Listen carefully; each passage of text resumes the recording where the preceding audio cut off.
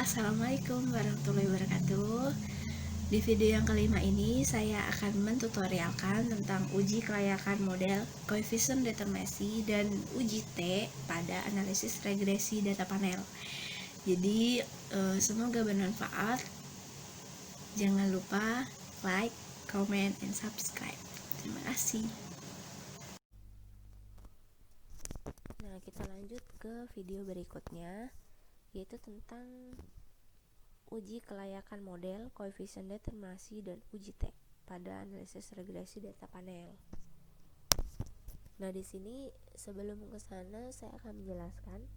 Jadi uji kelayakan model atau uji F itu biasa dikenal dengan uji F. Jadi digunakan untuk menjelaskan apakah variabel bebas dimasukkan ke dalam model secara bersama-sama mempunyai pengaruh terhadap variabel terkait, atau dengan kata lain model fit atau tidak. Jadi apabila uji F tidak berpengaruh, maka penelitian tidak layak untuk dilanjutkan karena model penelitian tidak mampu menjelaskan adanya hubungan antara variabel independen dan dependen. Jadi kita lanjutkan ke hipotesis dalam uji F. Nah, di sini uji F ini berdasarkan perbandingan F.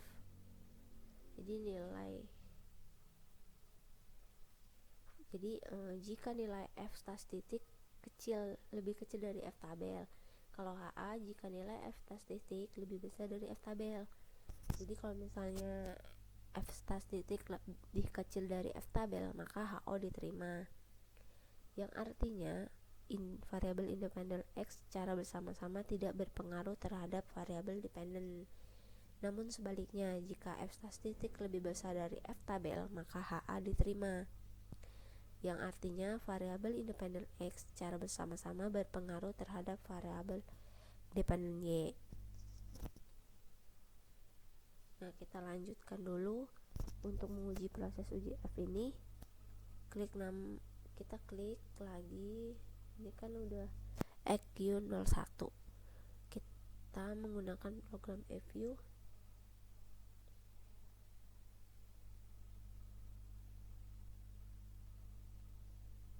Kita klik terlebih dahulu EQ01.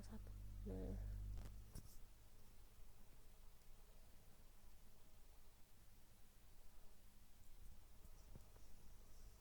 kita lihat F statistiknya.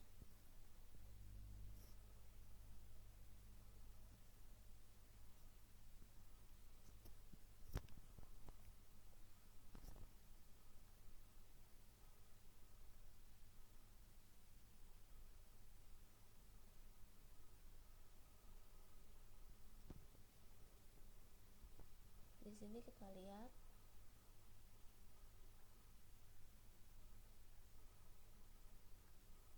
untuk F statistiknya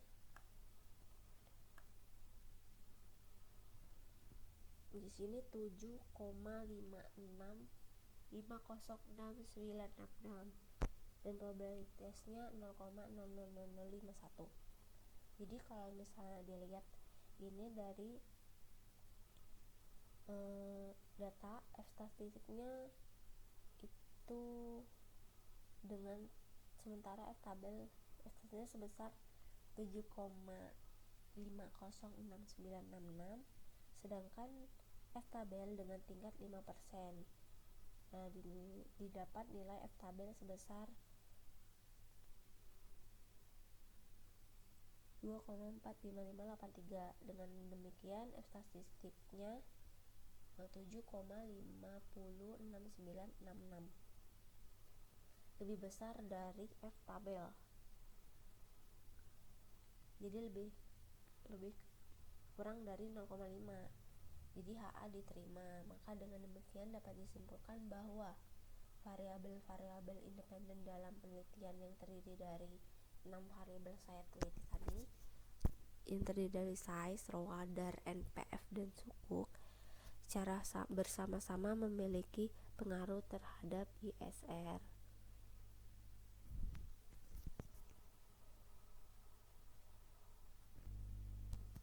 Untuk koefisien determinasi itu menjelaskan seberapa jauh kemampuan model regresi dalam menerangkan variasi variabel bebas mempengaruhi variabel terikat.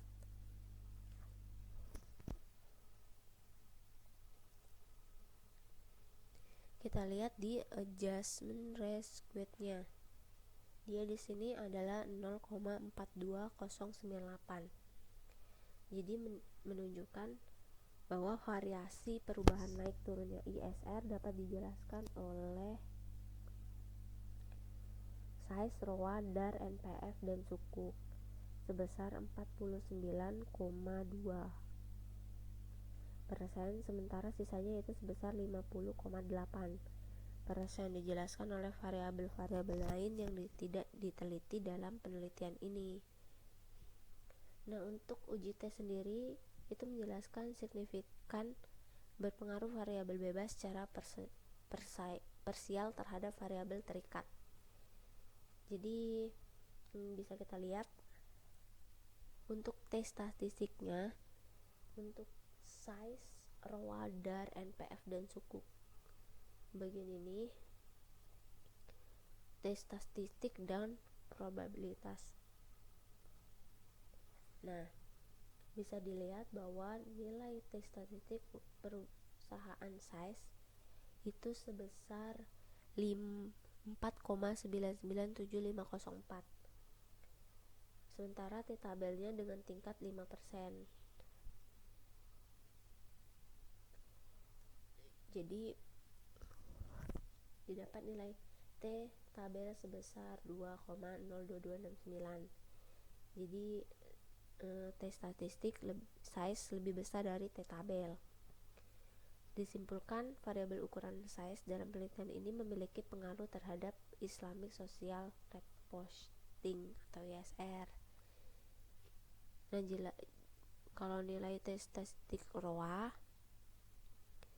ini dia lebih kecil dari T tabel, jadi tidak memiliki pengaruh terhadap pengungkapan ISR.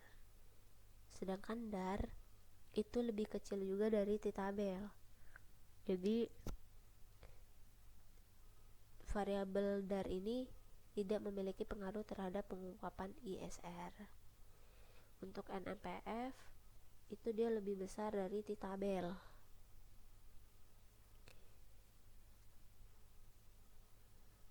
Jadi memiliki pengaruh terhadap ISR.